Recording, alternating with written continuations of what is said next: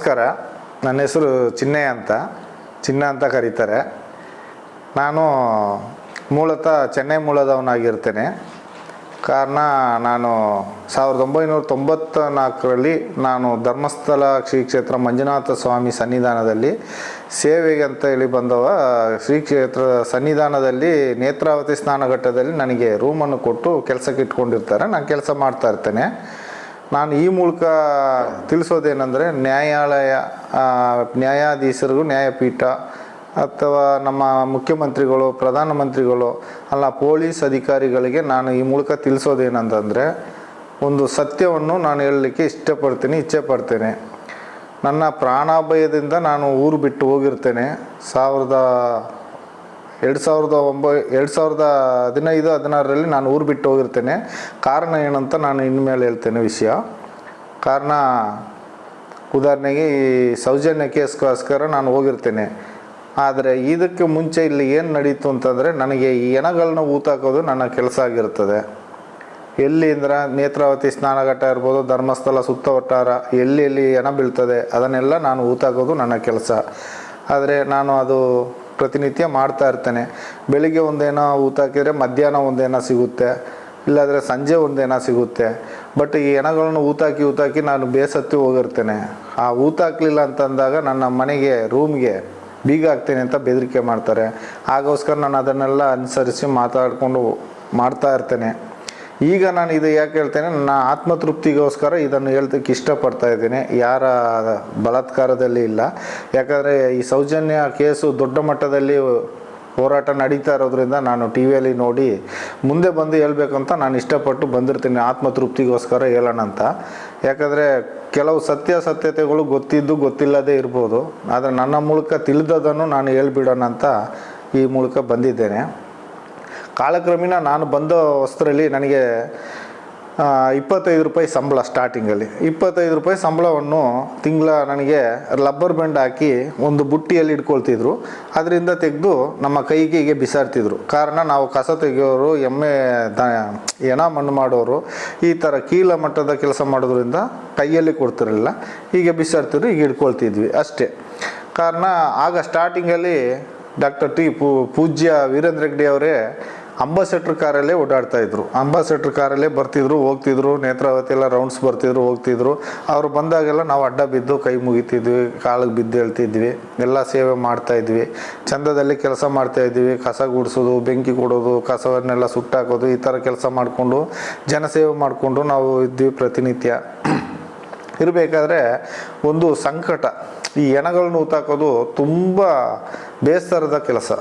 ನನಗೆ ಬೇರೆ ಪಾರೆ ಕಲ್ಲು ಮಣ್ಣು ಹೊರೋದು ಕೆಲಸ ಕೊಟ್ಟಿದ್ರು ಮಾಡ್ತಿದ್ದೆ. ಈ ಹೆಣ ಊತಾಕೋ ಕೆಲಸ ಕೊಡೋದು ತುಂಬ ತೃಪ್ತಿ. ನಾನು ಹೆಣವನ್ನು ಊತಾಕಿ ಮನೆಗೆ ಹೋಗ್ಬೇಕಾದ್ರೆ ತುಂಬ ಕಷ್ಟ. ಮಕ್ಕಳಿಗೆ ಹುಷಾರಿಲ್ಲದೆ ಆಗೋದು, ಜ್ವರ ಬರೋದು, ಇದೆಲ್ಲ ಆಗ್ತಿತ್ತು. ಮತ್ತು ಹೇಗೋ ಮಾಡ್ತಾ ಕಾಲ ಕಳೀತಾ ಹೋಗ್ತಾ ಇದ್ದೆ. ಯಾಕಂದರೆ ನಮ್ಮ ಕೆಲಸವೇ ಹೆಣ ಊತಾಕೋದು. ಆದ್ದರಿಂದ ನಾವು ಅದನ್ನು ಊತಾಕಿ ಅಂತ ಹೇಳಿದ ತಕ್ಷಣ ನಾವು ಊತಾಕಿರ್ತೇವೆ. ರಾಜೇಶ್ವರ ಮ್ಯಾನೇಜರ್ ಹೇಳಿದ ಕೂಡಲೇ ನಾವು ಆ ಕೆಲಸ ಮಾಡಿರ್ತೇವೆ. ಇವರು ಇದನ್ನು ತಂದು ರಾಜೇಂದ್ರ ದಾಸ್ ಅನ್ನೋರು ಮ್ಯಾನೇಜರು ವಿಠಲ್ನ ಮೇಲೆ ಕಟ್ಟಿಡಲಿಕ್ಕೆ ನಮ್ಮ ಹತ್ರ ಒಂದು ಕತೆ ಹೇಳ್ತಾರೆ. ಅವನು ಹೋಟ್ಲಲ್ಲಿ ಮೂಟೆ ಕಟ್ಟಿ ಇಟ್ಟಿದ್ದ, ಅವನೇ ಕೊಂದಾಕಿದ್ದ, ನಾವು ಊತಾಕಿದ್ವಿ ಅಂತೇಳಿ ವಿಠಲ್ನ ಮೇಲೆ ಹೇಳಿಬಿಡಿ ನೀವು, ನಾವು ಯಾವುದೇ ಹೋಟೆಲ್ಗೆ ಕರೆದು ಕೇಳಿದಾಗ ಆ ಥರ ಹೇಳಿ ಅಂತೇಳಿ ನಮ್ಮನ್ನು ಹೇಳ್ತಾರೆ. ಹಾಗೆ ಹೇಳುವಾಗ ನಾವು ಯೋಚನೆ ಮಾಡ್ತೀವಿ. ಮನೆಗೆ ಬಂದು ಹೆಂಡತಿ ಮಕ್ಕಳಲ್ಲಿ ಯೋಚನೆ ಮಾಡುವಾಗ ಇವರು ಕಾಸು ಕೊಡುವಾಗ ನಾವು ಈಸ್ಕೊಳ್ಳಿಕ್ಕೆ ನಾವು ಇರಲಿಕ್ಕಿಲ್ಲ, ನಮ್ಮನ್ನು ಒಳಗೆ ತಳ್ಳುವ ಐಡಿಯಾ ಮಾಡ್ತಾರೆ. ಬಲುಪಸಿ ಆಗಲಿಕ್ಕೆ ನಾವು ರೆಡಿ ಇಲ್ಲ. ನಾವು ಭಿಕ್ಷೆ ಎತ್ತಿದ್ರು ಎಲ್ಲಿಯಾದರೂ ಹೋಗಿ ಜೀವನ ಮಾಡುವ ಅಂತ ಹೇಳಿ ಒಂದು ನಿರ್ಧಾರ ಮಾಡಿ ನನ್ನ ಅಕ್ಕ ಭಾವ ನಾವೆಲ್ಲ ಒಂದು 4 ಜನರು ಸೇರಿ ನಾವು ಊರಿಗೆ ಹೊರಡ್ತೇವೆ. ನಮ್ಮ ಊರಿನಲ್ಲಿ ಯಾವುದಾದ್ರೂ ಕೆಲಸ ಮಾಡ್ಕೊಂಡು ಹೋಗ್ತೇವೆ, ನಮಗೆ ಊರಿನಲ್ಲಿ ಇಷ್ಟ ಇರಲಿಕ್ಕೆ ಹೋಗ್ತೇವೆ ಅಂತೇಳಿ ಹೊರಡಬೇಕಾದ್ರೆ ನಮಗೆ ಒಂದು ಜೀವನ ಮೂಲ ಅಂತ ಹೇಳಿ ಒಂದು ಮೂಲ ವೇತನ ಅಂತ ಕಾಸು ಇಟ್ಕೊಳ್ತಾರೆ ಸಂಬಳದಲ್ಲಿ ಕೊಡಬೇಕಾದ್ರೆ. ಅದು ಒಂದು 25 ವರ್ಷ ಕೆಲಸ ಮಾಡಿದ್ರಿಂದ ನಮಗೆ 3.5 ಲಕ್ಷ ಅಮೌಂಟ್ ಕೊಡಲಿಕ್ಕೆ ಇರ್ತದೆ. 3.5 ಲಕ್ಷದಲ್ಲಿ ನಮಗೆ ಒಂದು 50,000 ಕೊಟ್ಟು ನಮ್ಮನ್ನು ಲೆಟ್ರ್ ಬರೆಸ್ಕೊಳ್ತಾರೆ. ನೀವಾಗೆ ಹೋಗೋದು ಅಂತೇಳಿ. ನಾವಾಗೆ ಹೋಗುವಾಗೆ ಲೆಟ್ರ್ ಬರೆದು ಸೈನ್ ಮಾಡಿಸಿ ನಮ್ಮನ್ನು ಕಳಿಸಿಬಿಡ್ತಾರೆ ಅಲ್ಲಿಂದ.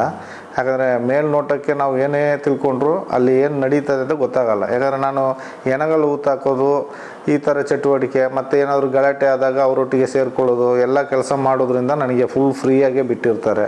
ನಾನು ದೇವಸ್ಥಾನದಲ್ಲಿ ಹೋಗೋದು ಅಲ್ಲಿ ಇಲ್ಲಿ ಏನು ಕೆಲಸ ಮಾಡಿದ್ರು ನಾನು ಎಲ್ಲ ಕಡೆ ಅಲೌಡ್ ಇರುತ್ತೆ ನನಗೆ. ಹಾಗಾಗಿ ಈಗ ಮಾಡ್ತಾ ಇರಬೇಕಾದ್ರೆ ಅಲ್ಲಿ ಹೆಣಗಳು ಬೀಳ್ತಾಯಿದ್ವು ಅಂತಂದರೆ ಸುಮ್ಮನೆ ಒಂದು ಬೀಳ್ತಾ ಇರಲಿಲ್ಲ. ಹೆಣ್ಮಕ್ಳು ಅತಿ ಹೆಚ್ಚಿನ ಸಂಖ್ಯೆಯಲ್ಲಿ ಅವರೇ ಸಾಯ್ತಾಯಿದ್ರು ಹೆಣ್ಮಕ್ಳು. ಕಾರಣ ಚಡ್ಡಿ ಇರಲಿಲ್ಲ, ಒಳಗಡೆ ಚಡ್ಡಿ ಇರಲಿಲ್ಲ, ಮೇಲ್ಗಡೆ ಪೆಟಿಕೋಟ್ ಮಾತ್ರ ಇರ್ತಾಯಿತ್ತು, ಡ್ರೆಸ್ ಇರ್ತಿರ್ಲಿಲ್ಲ. ಮತ್ತು ಸಾಲೆ ಬುಕ್ಕು ಈ ಥರ ಕೆಲವೊಂದು ಜಾಗದಲ್ಲಿತ್ತು.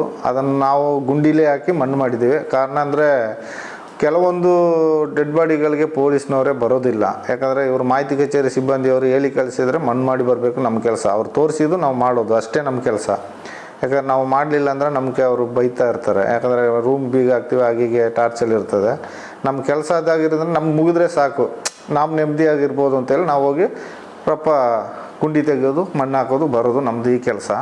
ಹಾಗಾದರೆ ಕೆಲವೊಂದು ರಸ್ತೆ ಬದಿಯಲ್ಲಿ ಅಲ್ಲಿ ಇಲ್ಲೆಲ್ಲ ತುಂಬ ಹಾಕಿದ್ದೇನೆ. ಯಾಕಂದರೆ ಎಲ್ಲೆಲ್ಲಿ ಹೆಣ ಹಾಕಿದ್ದೇನೆ ಅಂತ ನನಗೇನೆ ಗೊತ್ತು. ಹೆಣ ಹಾಕಿದವ ನಾನು ಅದನ್ನು ತೋರಿಸ್ಲಿಕ್ಕೆ ಮುಂದೆ ಬರ್ತೀನಿ. ಕಾರಣ ಏನಂದರೆ ಈಗ ಈ ಸೌಜನ್ಯ ಕೇಸಿಂದ ಅದನ್ನೆಲ್ಲ ತೆಗಿತಾರೆ ಅಂತ ವಿಷಯ ತಿಳ್ಕೊಂಡೆ. ಹಾಗೆ ತಿಳ್ಕೊಂಡು ನಾನು ಊತ ಹಾಕಿದ್ದನ್ನು ನಾನೇ ತೋರಿಸುವ ಮುಂದೆ ನಿಂತು. ಯಾಕಂದ್ರೆ ನಾನೇ ಊತ ಹಾಕಿದ್ದಲ್ವ, ನನಗೆ ಆ ಜಾಗ ಎಲ್ಲ ಗೊತ್ತಿದೆ, ತೋರಿಸುವ ಅಂತ ನಾನೊಂದು ಈ ಮೂಲಕ ತಿಳಿಸೋಕೆ ಇಷ್ಟಪಡ್ತೀನಿ. ಮತ್ತು ಇನ್ನೊಂದು ಏನಪ್ಪ ಅಂತಂದರೆ ಅಲ್ಲಿ ದೊಡ್ಡ ವಿಷಯ ಒಂದು ನಡೀತು ಈ ಸೌಜನ್ಯ ಕೇಸಿನಿಂತ ಮುಂಚೆ. ಅದು ಜನಗಳಿಗಿಂತ ಪೊಲೀಸ್ನವ್ರಿಗೆ ಗೊತ್ತಿಲ್ಲ. ಕಾರಣ ಏನಂದರೆ ಅಲ್ಲಿ ಒಬ್ಬರು ಆನೆ ಮಾವುತರಿದ್ದರು.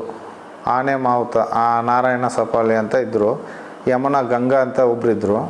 ಅವರ ತಂಗಿನ ರಾಜೇಂದ್ರ ರೈ ಅಂತ ಒಬ್ಬರು ಗಾರ್ಡನ್ ಸೂಪರ್ವೈಸರು. ಅವರು ತುಂಬಾ ಲೈನ್ ಹೊಡಿತಾಯಿದ್ರು, ನನ್ನ ಮುಂದೆನೇ ಲೈನ್ ಹೊಡಿತಾಯಿದ್ರು. ಕಾರಣ ನಾನು ಅದನ್ನು ಕಂಡುಕೊಳ್ಳಲ್ಲ. ಯಾಕಂದ್ರೆ ಅವರು ಒಬ್ಬರು ಸೂಪರ್ವೈಸರೇ ಈ ಥರ ಮಾಡ್ತಾರೆ. ನಾವು ಕಸ ಗುಡಿಸೋರು, ನಮಗೆ ಅದಕ್ಕೆ ಸಂಬಂಧ ಇಲ್ಲ. ಏನು ಎಟ್ಟಿದ ವಿಷಯ, ಅವಳಿಗೆ ಮದುವೆ ಆಗಿಲ್ಲ ಹಾಗೆ ಹೀಗೆ ಈಯಾಡಿಸೋದು, ನಮ್ಮ ಇದರಲ್ಲೆಲ್ಲ ಹೇಳ್ಕೊಳ್ಳೋದು, ಮತ್ತು ಗಾರ್ಡನಲ್ಲೆಲ್ಲ ಅವಳನ್ನು ಚುಡಾಯಿಸೋದೆಲ್ಲ ಮಾಡ್ತಾಯಿದ್ರು. ಅವಳು ಕೆಲಸ ಸಿಮೆಂಟ್ ಕಲಿಸ್ಕೊಡೋದು, ಈ ಗಾರೆ ಮೇಸ್ತ್ರಿ ಹೆಲ್ಪರ್ ಕೆಲಸ ಮಾಡ್ಕೊಂಡಿದ್ಲು. ನಾರಾಯಣ ಸಪಾಳೆಯನ್ನ ದೇವಸ್ಥಾನಕ್ಕೆ ಬರ್ತಾಯಿದ್ದ, ಅಲ್ಲಿ ಅಶ್ವತ್ಥ ಕಟ್ಟೆಯನ್ನು ಸುತ್ತಾ ಇದ್ದ. ನಮಗೆ ಗೊತ್ತಿಲ್ಲ. ನಾವು ಏನು ತಿಳ್ಕೊಂಡ್ವಿ ಅಂದರೆ ಮ್ಯಾನೇಜರ್ ಹೇಳೋದು, ಅವನನ್ನು ಅವನನ್ನು ಹೊಡೆದು ಓಡಿಸು ಅಂತ. ನಾವು ಮತ್ತು 4 ಜನ ರೂಮ್ ಬೈನವರೆಲ್ಲ ಹೋಗೋದು, ಸರಿ ಹೊಡೆಯೋದು, ಕಾಲಿನ ಮಂಡಿಗೆ ಕೇಳ ಹೊಡೆಯೋದು, ಸಖತ್ತಾಗಿ ಹೊಡೆದು ಓಡಿಸ್ತಾ ಇದ್ವಿ. ಪಾಪ ಬೈಕು ಓಡ್ತಾ ಇದ್ದ.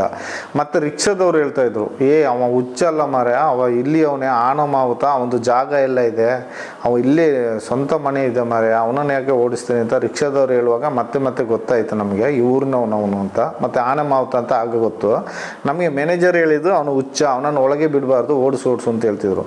ನಾವು ಎಷ್ಟೇ ಓಡಿಸಿದ್ರು ಅವನು ಅಶ್ವತ್ಥ ಕಟ್ಟೆಗೆ ಬಂದು ರೌಂಡ್ ಹಾಕೋದು, ಕೈ ಮುಗಿಯೋದೆಲ್ಲ ಬರ್ತಿದ್ದ ಹೋಗ್ತಿದ್ದ.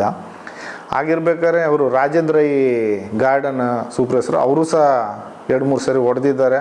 ಮತ್ತು ನಾವು ತುಂಬ ಸರಿ ಹೊಡೆದಿದ್ದೇವೆ, ನಮ್ಮನ್ನು ಹೊಡೆಸಿದ್ದಾರೆ. ಆಗ ಹೊಡೆಸಿದ್ದು ಈ ಥರ ಫಂಕ್ಷನು ಹೋಗಿ ಬರ್ಬೇಕಾದ್ರೆ ನಾವು ನೋಡಿರ್ತೀವಿ ಅಲ್ಲಿ ದೇವಸ್ಥಾನ KSRTC ಹೊಸ ಬಸ್ ಸ್ಟ್ಯಾಂಡ್ ಹತ್ರ. ಮತ್ತೆ ಬರಬೇಕಾದ್ರೆ ಮರುದಿವಸ ಕೊಲೆ ಆಗಿರುತ್ತೆ. ಕಾರಣ ಏನಂದರೆ ಇವರು ರಾಜೇಂದ್ರ ಈ ಟೀಮು ಸೇರ್ಕೊಂಡ್ಬಿಟ್ಟಿರುತ್ತೆ. ಕಾರಣ ಅದು ನಮಗೆ ಕಿವಿ ಮಾತು ಬಂದಿದೆ, ನಾವು ನೋಡಲಿಲ್ಲ ಅಂದರೂ ಅದು ಸತ್ಯ, ಅಪ್ಪಟ ಸತ್ಯ, ಖಚಿತವಾದ ಸತ್ಯ ಅದು. ಯಾಕಂದರೆ ಅವ್ರ ಮೇಲೆ ಕಣ್ಣಿತ್ತು ಫಸ್ಟೇ. ಯಾಕಂದರೆ ಮೊದಲೇ ಆ ಜಾಗ ಖಾಲಿ ಮಾಡಿಸ್ಲಿಕ್ಕೆ ಇವರನ್ನು ಓಡಿಸ್ತಾ ಇದ್ರು. ಯಾರು ನಮ್ಮ ಹರ್ಷೇಂದ್ರ ಕುಮಾರ್ ಸನ್ನದನಿಗಳು. ಆದರೆ ಇವರು ಹೋಗ್ತಿರ್ಲಿಲ್ಲ. ಎಷ್ಟೇ ಗಡಿಬಿಡಿದ್ರು ಇವರು ಮಕ್ಕಳು ಮರಿ ಯಾರು ಅಲ್ಲಿ ಇರ್ತಿರ್ಲಿಲ್ಲ. ಅವ್ರು ಮಾತ್ರ ಅಣ್ಣ ತಂಗಿ ಇಬ್ಬರೇ ಇರ್ತಾ ಇದ್ದದ್ದು. ಜಾಗ ಇತ್ತು. ಮತ್ತು ಅವರು ಗಾರೆ ಕೆಲಸಕ್ಕೆ ಹೋಗಿ ಬಂದು ಅದರಲ್ಲಿ ಜೀವನ ಮಾಡ್ತಾಯಿದ್ರು. ಇವರು ಪಾಪ ತಲೆಗಿಲೆ ಬಾಚ್ಕೊಂಡು ವೈಟ್ ಸಟ್ಟೆ ಪಂಚೆ ಉಟ್ಕೊಂಡು ಸುಮ್ಮನೆ ರೌಂಡ್ ಹೊಡಿಯೋದು ಬರೋದು ಹೋಗ್ತಾ ಇದ್ದರು. ಸ್ವಲ್ಪ ಮಾನಸಿಕ ಆ ಥರ ಇದ್ದರು ಅವರು, ಯಾರು ಸಫಲ ನಾರಾಯಣ ಅನ್ನೋರು. ಅದರ ನಂತರ ಇವರನ್ನು ರಾಜೇಂದ್ರ ಒಂದು 2-3 ಜನ ಕೂಡ ಅಂದರೆ ಉದಯ್ ಜೈನ್ ಈ ಟೈಪು ಒಂದು 2-3 ಜನನು ಒಟ್ಟಿಗೆ ಸೇರಿಸ್ಕೊಂಡು ನೈಟ್ ಹೋಗಿರ್ತಾರೆ. ಆಕೆನ ಅತ್ಯಾಚಾರ ಮಾಡಿರ್ತಾರೆ. ಇದು ನಮಗೆ ಗಮನಕ್ಕೆ ಬಂತು. ಅದನ್ನು ನಾವು ಬಾಯಿ ಬಿಡಲಿಕ್ಕೆ ಭಯ, ನಾವು ಎಲ್ಲಿ ಹೇಳಲಿಲ್ಲ. ಅದು ಮಾಡಿ ಅವರು ಆ ಟೈಮ್ಗೆ ಅಣ್ಣ ಎಂಟ್ರಿ ಆಯ್ತಾನೆ, ನಾರಾಯಣ ಸಪಾಳಿ. ಅವನು ಹೊಡೆದು ಬಿಡ್ತಾರೆ. ಹೊಡೆದ್ಬಿಟ್ಟು ಪೆಟ್ಟಿ ಇರ್ತದೆ, ಕಬ್ಬಿಣದ ಪೆಟ್ಟಿಗೆ, ಅದನ್ನು ಬಿಚ್ಚಿ ತಗೊಂಡೋಗಿ ಅಷ್ಟು ದೂರದಲ್ಲಿ ಬೈಲಲ್ಲಿ ಬಿಸಾಡಿರ್ತಾರೆ. ಚಿನ್ನದ ಓಳೆ, ಬೆಂಡೋಳೆ ಇರುತ್ತೆ, ಅದನ್ನು ಅಲ್ಲಿ ಬಿಸಾಡ್ತಾರೆ.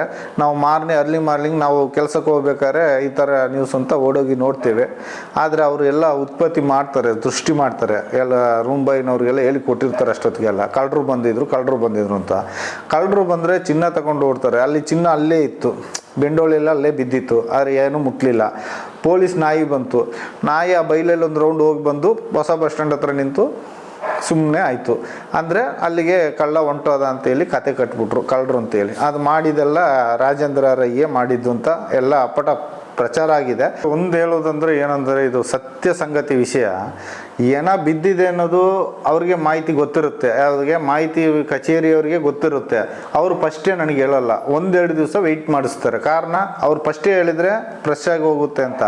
ಆ ಏನ ಕೊಳ್ತು ಸ್ವಲ್ಪ ಸ್ಮೆಲ್ ಬರುವಾಗ ಯಾರೋ ಬಂದು ಹೇಳುವಾಗೆ ನ್ಯೂಸ್ ತಗೊಳ್ತಾರೆ. ನ್ಯೂಸ್ ಅಂದರೆ ಯಾರೋ ಯಾತ್ರಿಕರು ಹೇಳಿದ್ರು ಅಲ್ಲಿ ಸ್ಮೆಲ್ ಬರ್ತಾ ಇದೆ ಅಂತ ಹೋಗಿ ನೋಡಿದ್ದಾರೆ, ಏನ ಇದೆ, ಹೋಗಿ ಮಣ್ಣು ಮಾಡು ಅಂತ ಹೇಳ್ತಾರೆ. ಅಲ್ಲಿ ಮಣ್ಣು ಮಾಡಲಿಕ್ಕೆ ಹೋಗುವಾಗ ನಮಗೆ ಆ ಬಟ್ಟೆಯನ್ನು ಅರಿದು ತಗೊಂಡು ಬರ್ಲಿಕ್ಕೆ ಹೇಳ್ತಾರೆ. ಅದನ್ನು ಅರಿಲಿಕ್ಕೆ ಅಷ್ಟು ಸ್ಮೆಲ್ ಇರುತ್ತೆ, ಅದನ್ನು ವಾಸ ಮಾಡಲಿಕ್ಕೆ ಆಗೋದಿಲ್ಲ. ಕಾರಣ ನಾವೇನು ಮಾಡ್ತೀವಿ, ಅದನ್ನು ಹಾಗೆ ಗುಂಡಿ ತೆಗೆದು ಮಣ್ಣಿಗೆ ಹಾಕ್ತೇವೆ. ಹಾಕಿ ಪಕ್ಕದಲ್ಲಿ ಯಾವುದಾದ್ರೂ ಒಂದು ಬಟ್ಟೆ ಇದ್ದರೆ, ಆ ನದಿ ಪಕ್ಕದಲ್ಲಿ ಏದೋ ಒಂದು ಬಟ್ಟೆ ಇರುತ್ತೆ, ಅದನ್ನು ತಗೊಂಡೋಗಿ ನಾವು ಅಲ್ಲಿಗೆ ಕೊಡ್ತೇವೆ ಪೊಲೀಸ್ನವ್ರಿಗೆ. ಹಾಗೆ ಮಾಡ್ತೀವಿ. ಅಂದರೆ ಪೊಲೀಸ್ನವರು ಅಲ್ಲಿಗೆ ಬಂದು ಸ್ಪಾಟ್ ನೋಡೋದಿಲ್ಲ. ಬಟ್ ನೋಡಿದ್ರು ಅವ್ರು ಏನು ಹೇಳೋಕ್ಕಾಗಲ್ಲ, ನೀವು ಹೊರಗೆ ಏನು ಹೇಳ್ಬೇಡ ಮಾರೆ, ಮಣ್ಣಾಕು ನಿನ್ನಷ್ಟು ನೀನು ಹೋಗು ಅಷ್ಟೇ ಹೇಳ್ತಾರೆ. ಮತ್ತು ಅದೆಲ್ಲ ಮಾಡ್ತಾಯಿದ್ರು. ಇದು ನಡೆದ ಸಂಗತಿ. ಮತ್ತು ಹೆಣಗಳೆಲ್ಲ ನಾವು ಮೊದಲೆಲ್ಲ ಈ ಅಂಬಾಸೆಡರ್ ಕಾರಲ್ಲಿ ತೊಗೊಂಡು ಹೋಗ್ತಾಯಿದ್ವಿ. ಅಂಬಾಸೆಡರ್ ಕಾರಲ್ಲಿ ತೊಗೊಂಡು ಹೋಗ್ಬೇಕಾದ್ರೆ ಒಬ್ಬರು ಡ್ರೈವರ್ ಮುಖ ತೋರಿಸ್ಮಾರೆ ನೋಡು ಅಂತ ಹೇಳಿದರು. ನಾನು ಸುಮ್ಮನೆ ಉದಾಹರಣೆಗೆ ಹಿಂದೆಗಡೆ ಬಾನೆಟ್ ಇದಿದೆ ನೋಡಿ, ಅದರಲ್ಲೇ ಹಾಕೋದು ಏನವನ್ನು, ಅದನ್ನು ತೆಗೆದು ತೋರಿಸಿದ್ದಕ್ಕೆ ಪೊಲೀಸ್ನವರು ನನ್ನನ್ನು ಬೈದರು. ನೀನು ಯಾರು ಪರ್ಮಿಷನ್ ಹೇಳಿದೆ, ಯಾಕೆ ಮರಿ ಈಗೆಲ್ಲ ಪಬ್ಲಿಕ್ ಮಾಡ್ತೀಯಾ, ತೋರಿಸ್ತೀಯಾ, ನೀನು ತೋರಿಸ್ಬಾರ್ದು ಹಾಗೆ ಅಂತ ಬೈದರು. ಅದು ತೋರಿಸಿದ್ದು ತಪ್ಪು ನಮ್ಮದು. ಯಾಕಂದರೆ ಅದು ಯಾರಾದರೂ ಸಂಬಂಧಿಕರಿದ್ದರೆ ಗೊತ್ತಿದ್ದರೆ ನೋಡಿದ್ರೆ ಯಾರಾದರೂ ಪರಿಚಯ ಹೇಳ್ತಾರೆ ಅಂತ ನಾನು ಮನದಾಳದಿಂದ ತೋರಿಸ್ಬಿಟ್ಟೆ. ಅದು ನನ್ನನ್ನು ಬೈದುಬಿಟ್ರು. ಆನಂತರ ಏನಂದರೆ ಸಸ್ಪೆನ್ಸಲ್ಲಿ ಅದು ಡಿಕ್ಕಿಲಿ ಹಾಕೋದು, ಎಲ್ಲಾದರೂ ಒಂದು ಕಾಡು ಪ್ರದೇಶ ಇರೋ ತಕ್ಕ ತೊಗೊಂಡೋಗಿ ಹಾಕೋದು.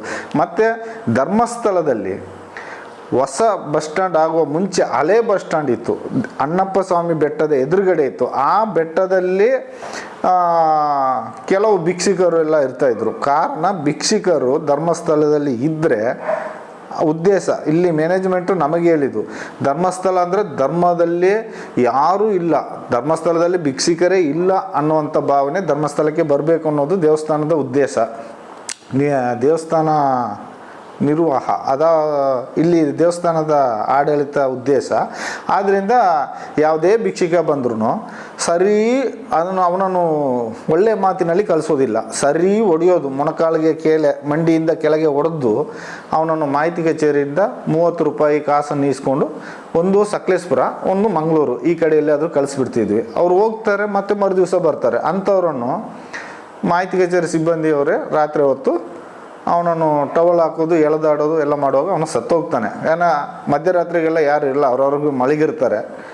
ಅವನನ್ನು ಬೆಳಿಗ್ಗೆ 7 ಗಂಟೆ 8 ಗಂಟೆ ಆಗುವಾಗ ನಾವು ಡ್ಯೂಟಿಗೆ ಹೋಗುವಾಗ ಅಲ್ಲಿ ತರಕಾರಿ ಗಾಡಿ ಇರುತ್ತೆ, ಆ ಗಾಡಿಯಲ್ಲಿ ಅವನನ್ನು ಹಾಕೋದು, ಕೊಟ್ಟು ಆರೆ, ಅದನ್ನು ಗುದ್ಲಿ ಆರೆ ಅಂತ ಹೇಳ್ತೀವಿ ಕನ್ನಡದಲ್ಲಿ, ಇಲ್ಲಿ ತುಳುನಾಡಲ್ಲಿ ಕೊಟ್ಟು ಆರೆ ಅಂತಾರೆ. ಅದನ್ನು ಹಾಕ್ಕೊಂಡು ಒಂದು ಹಳೆ ಬಟ್ಟೆಯನ್ನು ಮೇಲೆ ಮುಚ್ಚಿ ತಗೊಂಡು ಹೋಗಿ ಒಂದು ಕಡೆ ಮಣ್ಣು ಮಾಡೋದು. ಈ ಥರ ಕೆಲಸ ನಾವು ಮಾಡೋದು. ಅದು ಮಣ್ಣು ಮಾಡುವಾಗ ಪೊಲೀಸ್ನವರು ಬರೋದಿಲ್ಲ. ಅವ್ರು ಪೊಲೀಸ್ಗೆ ಇನ್ಫಾರ್ಮೇಷನ್ ಕೊಟ್ಟಾಗಿದೆ, ನೀವು ಹೋಗಿ ಮಾಡಿ ಬನ್ನಿ ಅಂತ ಹೇಳ್ಬಿಡ್ತಾರೆ ಮಾಹಿತಿ ಕಚೇರಿಗೆ. ನಮಗೇನು ಮಣ್ಣು ಮಾಡೋದು ಕೆಲಸ, ಕೊಂಡೋಗಿ ಮಾಡಿ ಬರ್ತೀವಿ. ಈ ಥರ ಕೆಲಸ ದಿನನಿತ್ಯ ನಾವು ಅಲ್ಲಿ ಮಾಡ್ತಾ ಇರ್ತೀವಿ. ನಮ್ಮ ಕೆಲಸ ಉದ್ಯೋಗವೇ ಅದೇ ಇರುತ್ತೆ, ಬೇರೆ ಏನು ಮಾಡೋಕ್ಕಾಗಲ್ಲ. ನನಗೆ ಒಂದು ಆಸೆ ಬಂತು, ಯಾಕಂದರೆ ನಾನೇ ಊತಾಕಿರೋ ಜಾಗ ಇರೋದ್ರಿಂದ ನಾನು ತೋರಿಸುವ ಅನ್ನೋ ಕುತೂಹಲ ಮನಸ್ಸಿಂದ ಕೆಳರ್ತಾ ಇದೆ. ಯಾಕಂದರೆ ನನಗೆ ಏನ ಊತಾಕಿ ಮನಸ್ಸಲ್ಲಿ ಅದೇ ಏನದ ಚಿಂತೆ ಆಗಿಬಿಟ್ಟಿದೆ. ಸರಿ, ಇನ್ನು ಮುಂದೆ ಈಗ ನಾನು ತಿಳ್ಕೊಂಡು ಎಡೆಯಲ್ಲಿ ಒಂದು ಸರಿ ವಿಚಾರಿಸಿ ನೋಡಿದೆ, ಎನಗಳೇ ಬೀಳೋದಿಲ್ಲ ಅಂತೆ ಧರ್ಮಸ್ಥಳದಲ್ಲಿ. ನನಗೆ ತುಂಬ ಸಂತೋಷದ ಸುದ್ದಿ. ಹೀಗೆ ಇರ್ತಾಯಿದ್ರೆ ನಾನು ಇರ್ತಿದ್ನೆ ಅಂತ. ಈಗ ಎನಗಳೇ ಬೀಳೋದಿಲ್ಲಂತೆ. ಹಾಗಾಗಿ ಈಗ ನಾನು ಊತಾಕಿದ ಜಾಗ ಎಲ್ಲೆಲ್ಲಿ ಊತಾಕಿದ್ದೀನಿ ಎಲ್ಲ ನನಗೆ ಗೊತ್ತಿದೆ. ಹಾಗೆ ಎಲ್ಲಿಯಾದರೂ ಒಂದು ವೇಳೆ ಈ ಸಂಘ ಪರಿವರ್ತನೆಯಲ್ಲಿ ನ್ಯಾಯಾಲಯದಿಂದ ಒಂದು ಆದೇಶ ಬಂದರೆ ನಾನು ಖಂಡಿತ ಅದನ್ನು ತೋರಿಸ್ತೇನೆ ನಿಮಗೆ. ಎಲ್ಲೆಲ್ಲಿ ಹೆಣ ಊತಾಕಿದ್ದೀನಿ ಎಲ್ಲ ಹೆಣವನ್ನು ನಾನು ತೋರಿಸ್ತೇನೆ. ಈಗ ಹೆಣಗಳು ಬೀಳೋದಿಲ್ಲ ಅಂತೆ. ಸೌಜನ್ಯ ಕೇಸಿನ ನಂತರ ಹೆಣಗಳೇ ಬೀಳೋದಿಲ್ಲ ಅಂತ ನಾನು ಕೇಳಿದೆ, ವಿಷಯ ತಿಳಿಯಿತು. ಹಾಗಾದರೆ ಹೆಣಗಳು ಅದರ ಮುಂಚೆ ಯಾಕೆ ಅಷ್ಟು ಹೆಣಗಳು ಬೀಳ್ತಿತ್ತು ಅಂತ ನನಗೆ ಗೊತ್ತಿಲ್ಲ. ನನಗೆ ಆಶ್ಚರ್ಯ ಆಗ್ತಾ ಉಂಟು. ಯಾಕಂದರೆ ಅದರ ಮುಂಚೆ ಆ ಹೆಣಗಳು ಒಂದು ದಿನಕ್ಕೆ 2, 3, 4 ಈ ಥರ ಬೀಳ್ತಾ ಇದ್ದ ಹೆಣಗಳು ಇವಾಗ ತಿಂಗಳಿಗೆ ಒಂದು ಹೆಣ ಬೀಳೋದಿಲ್ಲ ಅಂತೆ. ಹಾಗಾದರೆ ಇದು ಏನು ಆಶ್ಚರ್ಯ ಸಂಗತಿ ಅಂತ ನನಗೆ ಗೊತ್ತಾಗ್ತಾ ಇಲ್ಲ. ಆಶ್ಚರ್ಯ ಆಗ್ತಾ ಉಂಟು ನನಗೆ, ಯಾಕೆ ಹೆಣಗಳು ಬೀಳ್ತಾ ಇಲ್ಲ ಅಂತ. ಇಲ್ಲಿ ಈ ಹೆಣಗಳು ಊತಾಕಿದ್ರಲ್ಲಿ ಹೆಚ್ಚು ಹೆಣ್ಣು ಮಕ್ಳು ಹೆಣಗಳು ಜಾಸ್ತಿ ಊತಾಕಿದ್ದೀನಿ ಒಂದು. ಎರಡನೇದಾಗಿ ನಮ್ಮ ಸಾಲ ಮಕ್ಕಳು ಜಾಸ್ತಿ. ಸಾಲ ಮಕ್ಕಳು ಅಂದರೆ ನನಗೆ ಯಾವ ಡೌಟಲ್ಲಿ ಬರ್ತದಂದರೆ, ಈಗ ನೋಡಿ ಪೆಟಿಕೋಟ್ ಹಾಕಿದ್ದಾರೆ, ಚಡ್ಡಿ ಇರೋದಿಲ್ಲ, ಸೊಂಟಕ್ಕೆ ಸೀರೆ ಕಟ್ಟಿರ್ತಾರೆ, ಸೀರೆ ಕಟ್ಟಿ ಇಳಿಸ್ಬಿಟ್ಟಿರ್ತಾರೆ ನದಿ ಸೈಡಲ್ಲಿ. ಕೇಳಿದರೆ ಸೇತುವೆಯಿಂದ ಕೆಳಗೆ ಹಾಕ್ತಾರ, ಏನು ಮಾಡ್ತಾರೆ ಮಧ್ಯರಾತ್ರಿಯಲ್ಲಿ ಗೊತ್ತಾಗೋದಿಲ್ಲ. ಅದನ್ನು ಮಣ್ಣು ಮಾಡಿದೆ. ಮತ್ತು 2 ಕೇರಳ ಹೆಂಗಸರು ಅದನ್ನು ಮಣ್ಣು ಮಾಡಿದ್ದು ಜಾಗ ಗೊತ್ತಿದೆ. ಮತ್ತು ಮೈಸೂರಿಂದ ಬಂದ ಒಂದು ಹೆಂಗಸನ್ನು ಆ್ಯಸಿಡ್ ಹಾಕಿ ಸುಟ್ಟಿದ್ದಾರೆ, ಅದನ್ನು ಮಣ್ಣು ಮಾಡಿದ ಜಾಗ ಗೊತ್ತಿದೆ.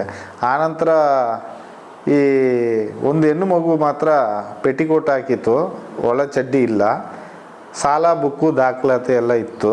ಆದರೆ ಪೊಲೀಸ್ನವರು ಅವತ್ತು ಬಂದು ನೋಡಿಬಿಟ್ಟು ಪಟ್ರಾಮಿ ಅಂತ ಊರ ಹೆಸರು ಓದಿದ್ರು. ನಾನು ಹೇಳಿದೆ, ಸರ್ ಹಾಗಾದರೆ ಕರೆಸಿ ಸರ್ ತಗೊಂಡೋಗ್ಲಿ, ನಮಗೂ ಕೆಲಸ ಮಿಗ್ತದೆ ಅಂತ ಹೇಳಿದಕ್ಕೆ, ಬೇಡ ಹಾಕು ಹಾಕು ಮುಚ್ಚಾಕ ಆಚೆ ಅಂತ ಹೇಳಿಬಿಟ್ರು. ನಾನು ಆ ಬುಕ್ಕು ಆ ಮಗುವನ್ನು ಅದರಲ್ಲೇ ಹಾಕಿಬಿಟ್ಟೆ. ಆ ಹುಡುಗಿಯನ್ನು ಪಾಪ ಮಣ್ಣು ಮಾಡಿದೆ. ನನಗೆ ಸ್ವಲ್ಪ ಅಕ್ಕಪಕ್ಕ ಟ್ಯಾಪಿಂಗ್ನವರು ಇದ್ದಾರೆ, ಮನೆಯವರು ವಾಸದವರು, ಅವರು ಬಕೆಟ್ ನೀರೆಲ್ಲ ತಂದು ಕೊಟ್ಟು ಸಹಕರಿಸಿದರು. ಕಾರಣ ಏನಂದರೆ ಅವರು ಹೋಗುವ ರಸ್ತೆ ಅದು, ಅದರಿಂದ ಅವರು ಕೊಟ್ಟು ಸಹಕರಿಸಿದರು. ಅದು ಆಗಿ 2-3 ದಿವಸದ ನಂತರ ಈ ನ್ಯೂಸು ಗೊತ್ತಾಗಿದ್ದರಿಂದ ಎಲ್ಲ ಸ್ಮೆಲ್ಲು ಮತ್ತು ಹೊಟ್ಟೆಯನ್ನು ಲೈಟಾಗೆ ಬಗೆದು ಯಾರು ತೆಗೆದು ಮಣ್ಣಿಗೆ ಹಾಕಿ ಹಾಗೆ ಮಣ್ಣು ಮಾಡಿಬಿಟ್ಟೆ. ಕೆಲವೊಂದು ಹೆಣಗಳಿಗೆ ಪೊಲೀಸ್ ಬಂದಿದ್ದಾರೆ, ಕೆಲವೊಂದು ಹೆಣಗಳಿಗೆ ಪೊಲೀಸೇ ಬರೋದಿಲ್ಲ. ಕೆಲವೊಂದು ಹೆಣಗಳನ್ನು ಮಣ್ಣು ಮಾಡಿ ಬರಲಿಕ್ಕೆ ಹೇಳ್ತಾರೆ, ಮಣ್ಣು ಮಾಡಿ ಬರ್ತೇನೆ, ನನ್ನ ಕೆಲಸ ಅದೇ. ಯಾಕಂದರೆ ಇದನ್ನು ನಾನು ಯಾಕೆ ಹೇಳ್ತೇನೆ, ಈ ನ್ಯಾಯಪೀಠಕ್ಕೆ ಯಾಕೆ ಹೇಳ್ತೇನೆ ಅಂತಂದರೆ, ನಾಳೆ ಪೊಲೀಸ್ನವ್ರ ಮುಂದೆ ಹೋಗಿ ನಾನು ಅದನ್ನು ತೆಗೆದು ತೋರಿಸ್ತೀನಿ ಅಂದರೆ ನನ್ನ ಜೀವಕ್ಕೆ ರಕ್ಷಣೆ ಇಲ್ಲ. ಈ ನ್ಯಾಯಪೀಠದಿಂದ ನನಗೆ ರಕ್ಷಣೆ ಕೊಡೋದಾದರೆ ನಾನು ಖಂಡಿತ ಅದನ್ನು ಅಲ್ಲಲ್ಲೇ ನಾನು ತೆಗೆದು ತೋರಿಸ್ತೇನೆ. ನಾನು ಊತಾಕಿದ ಜಾಗವನ್ನು ಅಲ್ಲಲ್ಲೇ ತೆಗೆದು ತೋರಿಸ್ತೇನೆ. ಈ ಕಾರಣ ಯಾಕೆ ಹೇಳ್ತಾ ಇದ್ದೀನಿ ಅಂತಂದರೆ, ಧರ್ಮಸ್ಥಳ ನ್ಯಾಯಾಲಯಕ್ಕೆ ಮೇಲೆ ಇದೆ, ನ್ಯಾಯಾಲಯ ಪೀಠಕ್ಕೆ ಮೇಲೆ ಇದೆ ಅಂತ ನಾನು ಹೇಳೋದು ಅಂತಂದರೆ, ನ್ಯಾಯದ ಮುಂದೆ ಯಾವುದೂ ಇಲ್ಲ. ಆದರೆ ಧರ್ಮಸ್ಥಳದ ಮುಂದೆ ನ್ಯಾಯನೂ ತಗ್ಗುವಂಥ ಪರಿಸ್ಥಿತಿ ಇದೆ. ವೀರೇಂದ್ರ ಹೆಗ್ಗಡೆ ಅವರ ಮಹಿಮೆ ಆಗಿದೆ. ಅವರ ಒಂದು ಚಾಲಕ್ಯತನ, ಕೈ ಚಳಕ ತುಂಬವೇ ಮೇಲೆ ಇದೆ. ಕಾರಣ ನಾನು ಅಲ್ಲಿ 25 ವರ್ಷ ಸರ್ವಿಸ್ ಮಾಡಿದ ಒಂದು ಇದರಲ್ಲಿ ನಾನು ಹೇಳ್ತಾ ಇದ್ದೀನಿ. ಅವರನ್ನು ಇಡೀ ದೇಶದಲ್ಲಿರೋ ಬೇರೆ ವಿಷಯದಲ್ಲಿ ಉದಾಹರಣೆ ತಗೊಂಡ್ರೆ ಅವರನ್ನು ಬಗ್ಗಿಸಲಿಕ್ಕೆ ನ್ಯಾಯಾಧೀಶರಿಂದಲೂ ಸಾಧ್ಯ ಇಲ್ಲ. ಆ ಮಟ್ಟದಲ್ಲಿರುವಾಗ ಇಲ್ಲಿ ಧರ್ಮಸ್ಥಳಕ್ಕೆ ನಾವು ಆಪೋಸಿಟಾಗಿ ನಾವು ಹೇಳೋಕ್ಕಾಗಲ್ಲ. ಆಪೋಸಿಟ್ ಅಂದರೆ ಇದು ನಡೀತಾ ಇರೋದು ಈ ಥರ ಇದೆ ಅಂತ ಹೇಳಿದಾಗಲೇ ನಾನು ಇಲ್ಲದೆ ಆಗ್ತೀನಿ, ನಾನೇ ಕಣ್ಮರೆ ಆಗ್ತೀನಿ. ಆದರೆ ನನ್ನ ಜೀವ ಬೆದರಿಕೆಗೆ ನನ್ನ ಕುಟುಂಬದವರಿಗೆ ನನಗೆ ರಕ್ಷಣೆ ಕೊಡಬೇಕು ಅಂತೇಳಿ ನ್ಯಾಯಾಧೀಶರಲ್ಲಿ ಕೇಳ್ಕೊಳ್ತಾ ಇದ್ದೇನೆ. ಬಟ್ ಏನಾದರೂ ನಾನು ಈ ವಿಷಯ ನಾನು ತೆಗೆದು ತೋರಿಸ್ತೀನಿ ಅಂತ ಗೊತ್ತಾದರೆ ನನ್ನನ್ನೇ ಇಲ್ಲದಾಗೆ ಮಾಡಿಬಿಡ್ತಾರೆ. ಆ ಕಾರಣಕ್ಕೆ ನಾನು ರಕ್ಷಣೆ ಕೇಳ್ತಾ ಇದ್ದೀನಿ ನ್ಯಾಯಾಧೀಶರಲ್ಲಿ ಮುಖ್ಯಮಂತ್ರಿಗಳಲ್ಲಿ ಕೇಳ್ಕೊಳ್ಳೋದೇನೆಂದರೆ, ಈ ಮೂಲಕ ನಾನು ಬೆಳ್ತಂಗಡಿ ಪೊಲೀಸರ ಮೇಲೆ, ಧರ್ಮಸ್ಥಳ ಪೊಲೀಸರ ಮೇಲೆ ನಂಬಿಕೆ ಇಲ್ಲ. ಕಾರಣ ಏನಂದರೆ, ನನ್ನ ಮುಂದೆನೇ ಈಗ ತುಂಬ ಸರಿ ನಾನು ನೋಡಿದ್ದೇನೆ, ಸಾಯಂಕಾಲ ಒಂದು 8:30-9 ಗಂಟೆ ಆಗುವಾಗ ಸಪ್ರೇಟಾಗಿ ಪೊಲೀಸ್ನವ್ರಿಗೆ ಕವರಲ್ಲಿ ಅಮೌಂಟು ಗೌರ್ಮೆಂಟ್ ಸಂಬಳ ಬರೋ ಮುಂಚೆ 1 ತಾರೀಕು ಬರೋ ಮುಂಚೆನೇ ಟೆಂಪಲಿಂದ ಸಂಬಳ ಹೋಗುತ್ತೆ. ಆದ್ದರಿಂದ ನನಗೆ ಇಲ್ಲಿ ಲೋಕಲ್ ಪೊಲೀಸ್ ಮೇಲೆ ನನಗೆ ನಂಬಿಕೆ ಇಲ್ಲ, ಭಯಾನಕವಾದ ಭಕ್ತಿ ಇದೆ, ನನಗೆ ಭಯ ಇದೆ. ಆದ್ದರಿಂದ ಹೊರಗಿನ ಪೊಲೀಸು ನಮಗೆ ಸಂಪೂರ್ಣ ರಕ್ಷಣೆ ಕೊಟ್ಟರೆ ನ್ಯಾಯಾಧೀಶರ ಮೂಲಕ ಈ ಹೆಣಗಳನ್ನು ನಾನು ಅಸ್ಥಿಪಂಜರಗಳನ್ನು ತೆಗೆದು ತೋರಿಸ್ಲಿಕ್ಕೆ ನಾನು ಮುಂದಾಗಿರ್ತೇನೆ. ದಯಮಾಡಿ ನನಗೆ ಇದೊಂದು ಹೆಲ್ಪ್ ಮಾಡಬೇಕು ಅಂತ ನಾನು ನ್ಯಾಯಾಧೀಶರಲ್ಲಿ ಬೇಡ್ಕೊಳ್ತಾ ಇದ್ದೇನೆ. ತುಂಬ ಶಾಲೆ ಮಕ್ಕಳ ಡೆಡ್ ಬಾಡಿ ಸಿಕ್ಕಿತ್ತು. ಅದರಲ್ಲಿ ಒಂದು ಡೆಡ್ ಬಾಡಿ ಮಾತ್ರ ಊತಾಕ್ಬೇಕಾದ್ರೆ ಬುಕ್ಕು ಬ್ಯಾಗ್ ಸಮೇತ ಇತ್ತು. ಅದನ್ನು ಪೊಲೀಸ್ನವರೊಬ್ಬರು ಎತ್ತಿ ಓದುವಾಗ ಅದರಲ್ಲಿ ಅಡ್ರೆಸ್ ಪಟ್ರಾಮೆ ಅಂತಿತ್ತು. ಆಗ ನಾನು ಹೇಳಿದೆ, ಸರ್ ಅವ್ರನ್ನ ಕರೆಸಿ ಸರ್, ಹೋದರೆ ನಮಗೆ ಕೆಲಸ ಮಿಗ್ತದೆ, ಅವರೇ ತೊಗೊಂಡೋಗ್ಲಿ ಅಂತ ಹೇಳಿದ್ದಕ್ಕೆ, ಬೇಡ ಮಾರೆ ಊತಾಕು ಅಂತೇಳಿ ಊತಾಕಿಸ್ಬಿಟ್ರು. ನಾನು ಮಣ್ಣು ಮಾಡಿಬಿಟ್ಟೆ. ಆದರೆ ಅದು ನನಗೆ ಬೇಜಾರಾದ ಸಂಗತಿ. ಯಾಕಂದರೆ ಅಡ್ರೆಸ್ ಇದ್ದು ಅವ್ರಿಗೆ ಹೋಗಿ ತಲುಪಲಿಲ್ಲ ಅಂತ ಐತೆ ಅಂತ ಒಂದು ಮನಸಂಕಟ ಇರಲಿ.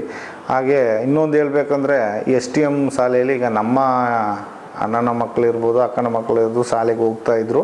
ಅವರು ಕೂಡ ಆಗ ಚಿಕ್ಕ ಮಕ್ಕಳಿರುವಾಗ ಸೌಜನ್ಯನ ಕ್ಲಾಸ್ಮೇಟು ಈ ಹೈಸ್ಕೂಲಲ್ಲಿ, ಧರ್ಮಸ್ಥಳ ಹೈಸ್ಕೂಲಲ್ಲಿ, ಅದು STM ಕಾಲೇಜಲ್ಲ, ಹೈಸ್ಕೂಲಲ್ಲಿ ಓದಬೇಕಾದ್ರೇ ಒಬ್ಬರು ಮಾಸ್ಟ್ರಂತೆ, ಅವರು PT ಮಾಸ್ಟ್ರು ಯಾರೂ ಗೊತ್ತಿಲ್ಲ, ಹೆಣ್ಣು ಮಕ್ಕಳನ್ನು ಪಾಠ ಹೇಳೋ ನೆಪದಲ್ಲಿ ಹೀಗೆ ಮೈಯೆಲ್ಲ ಮುಟ್ಟೋದೆಲ್ಲ ಮಾಡ್ತಿದ್ರಂತೆ.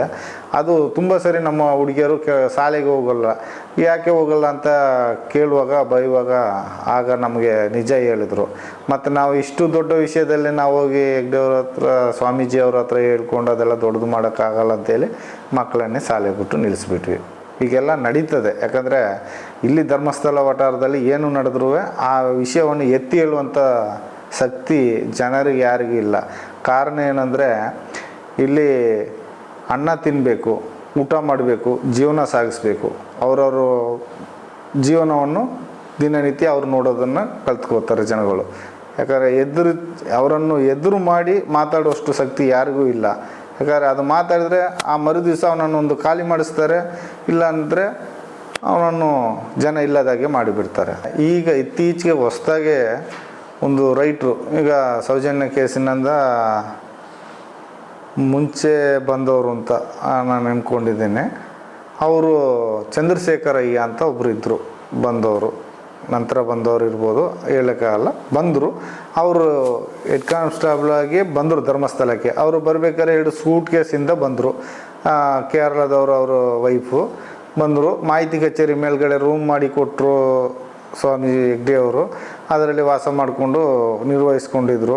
ಹಾಗೆ ಸಲ್ಯೂಟ್ ಹಿಡ್ಕೊಂಡು ಹಾಗೆ ಹೀಗೆ ಒಳ್ಳೇದು ಮಾಡಿಕೊಂಡು ಕಾಲ ಕಳ್ಕೊಂಡು ಹೋಗ್ತಾಯಿದ್ರು. ಹೆಣಗಳನ್ನು, ಡೆಡ್ ಬಾಡಿಗಳನ್ನು ತೆಗೆದ್ರೆ ಅದರಲ್ಲಿರುವಂಥ ಆಭರಣ, ಒಂದು ಚಿನ್ನ, ಸರ, ಬೆಂಡೋಲೆ, ಕೈಬಳೆ, ಏನಾದರೂ ಚಿನ್ನದ ಐಟಮ್ ಸಿಕ್ಕಿದರೆ ಅದನ್ನು ತೊಳೆದು ಕೊಡಿ ಅಂತ ಹೇಳ್ತಾರೆ. ಅದು ಮೊದಲಿಂದಲೂ ಪೊಲೀಸ್ನವ್ರಿಗೆ ಕೊಡ್ತಾ ಇದ್ವಿ. ಅದು ನಮಗೆ ಮೊದಲಿದ್ದವರು ತೋರಿಸ್ತಿರ್ಲಿಲ್ಲ.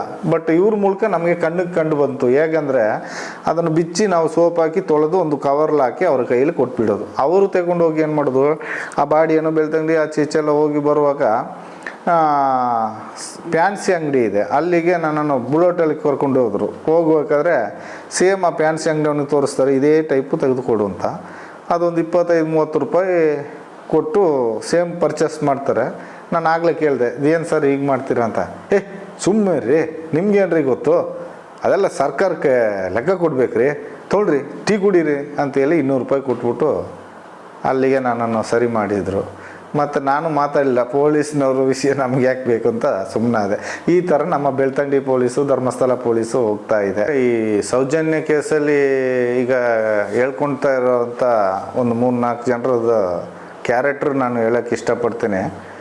ಅವ್ರ ಕ್ಯಾರೆಕ್ಟರ್ ಹೆಂಗೆ ಅಂದರೆ, ನಾನೊಂದು 25 ವರ್ಷ ಕೆಲಸ ಮಾಡಿಕೊಂಡು ಅವ್ರನ್ನ ಫಾಲೋ ಮಾಡಿರೋ ಲೆಕ್ಕದಲ್ಲಿ ನನಗೆ ಗೊತ್ತಿದ್ದ ಮಟ್ಟಿಗೆ ಉದಯ್ ಜೈನ್ನ ಉದ್ದೇಶ ಏನಂದರೆ, ಅವನು ಈಗ ಪ್ಯಾಂಟ್ ಹಾಕ್ತಾನೆ, ಹಾಗೆಲ್ಲ ಪ್ಯಾಂಟ್ ಹಾಕೋದಿಲ್ಲ, ವೈಟು ಪಂಚೆ ಶರ್ಟ್ ಹಾಕ್ಕೊಂಡು ಆಟೋ ಓಡಿಸೋದು. ಇವರು ಎಲ್ಲರೂ ಲೈನಲ್ಲಿ ಬಂದು ಪ್ಯಾಸೆಂಜರ್ ಹಾಕ್ಕೊಂಡು ಹೋದರೆ ಇವನು ಮಾತ್ರ ಅಲ್ಲಿ ಹೋಗಿ ಪ್ಯಾಸೆಂಜರ್ ಹಾಕ್ಕೊಳ್ಳೋದು. ಮತ್ತು ಒಂದು ಅನಾಥನಾಗೆ ಅಂದರೆ ಆ ರಿಕ್ಷಾದಲ್ಲೇ ಮಲ್ಕೊಳ್ಳೋದು. ರಾತ್ರಿ ಬೆಳಗ್ಗೆ ಎದ್ದು ಎಷ್ಟೊತ್ತಿಗೂ, ರಾತ್ರಿ 3 ಗಂಟೆ 2 ಗಂಟೆ ಎಷ್ಟೊತ್ತಿಗೂ ಅವನು ಬಾಡಿಗೆ ಓಡಿಸೋದು. ಆ ಥರ ಮಾಡಿಕೊಂಡು ಕಾಲ ಕಳೀತಿದ್ದ. ಉಜಿರೆ ಹೋದರೆ ಉಜಿರೆ ಸೈಡ್ ಮಲಗೋದು, ಅಲ್ಲಿ ಧರ್ಮಸ್ಥಳದಲ್ಲಿ ಪ್ರತಿಮಾ ಸ್ಟುಡಿಯೋದಲ್ಲಿ ಮಲ್ಕೊಳ್ಳೋದು, ಈ ಥರ ಮಾಡ್ತಾಯಿದ್ದ. ಈಗ ಸೌಜನ್ಯ ಕೇಸ್ನಿಂದಾಗಿ ಸ್ವಲ್ಪ ಅವ ದತ್ತುಪುತ್ರನಾಗಿ ಸ್ವಲ್ಪ ಇನ್ಫ್ಲುಯೆನ್ಸ್ ಆಗಿಬಿಟ್ಟಿದ್ದಾನೆ. ದೊಡ್ಡ ಒಂದು ಏನಪ್ಪ ಅಂದರೆ VIP ಥರ ಕಾಣ್ತಾ ಈಗ ಜನಗಳ ಪಾಪ್ಯುಲರ್ ಆಗಿದ್ದಾನೆ ಅಷ್ಟೇ.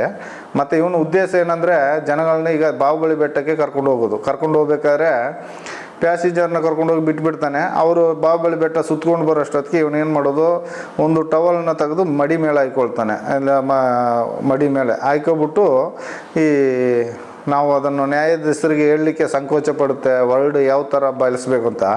ಅವನ ಒಂದು ಈ ಕೆಟ್ಟ ಚಟ ಅಂದರೆ, ನಾವು ಹಳ್ಳಿ ಭಾಷೆಯಲ್ಲಿ ಹೇಳ್ಬೇಕಂದ್ರೆ ನಿಜವಾಗೂ ಜಟ್ಕ ಹೊಡಿಯೋದು ಅಂತ ಹೇಳ್ತಾರೆ, ಕೈ ಜಟ್ಕ. ಆ ಥರ ಕೈ ಹಿಡ್ಕೊಂಡು ಕುಳ್ಕಾಡಿಸ್ಕೊಳ್ತಾ ಇರ್ತಾನೆ. ಏನಪ್ಪ ಇವನು ಕೈ ಕುಳ್ಕಾಡಿಸ್ತಾನೆ ರಿಕ್ಷಾದಲ್ಲಿ ಕೂತ್ಕೊಂಡು ಅಂತ ನೋಡಿದ್ರೆ, ನಮ್ಮ ಕೆಲಸ ಕಸ ಗುಡಿಸೋದು, ಬೆಂಕಿ ಕೊಡೋದು. ನಾವು ಗಂಡ ಹೆಂಡತಿ ಆ ಕೆಲಸ ಮಾಡ್ತಾ ಇರ್ತೀವಿ. ನಮ್ಮನ್ನು ಕರಿತಾನೆ, ನಾನು ಅಲ್ಲಿಗೆ ಹೋಗ್ತೇನೆ. ಹೋಗುವಾಗ ಹಿಡ್ಕೊಂಬಾರೆ ಕೈಯಲ್ಲಿ ಅಂತ ಹೇಳ್ತಾನೆ. ನಾವು ಅದನ್ನು ಅವನ ಕೈಯಲ್ಲಿ ಹಿಡ್ಕೊಳ್ಬೇಕಂತ, ಅವನ ಒಂದು ಯಂತ್ರವನ್ನು ನಾವು ಕೈಯಲ್ಲಿ ಹಿಡ್ಕೋಬೇಕು ಅಂತ ಹೇಳ್ತಾನೆ. ಈ ಭಾಷೆಯನ್ನು ನಾನು ನ್ಯಾಯಾಲಯ ಮುಂದೆ ಹೇಳಲಿಕ್ಕೆ ನನಗೆ ಸಂಕೋಚ ಆಗುತ್ತೆ. ಅವನು ಆ ಥರ ಒಂದು ಕ್ರೂರವಾದ ಒಂದು ಇದು ಮಾಡ್ತಾರೆ.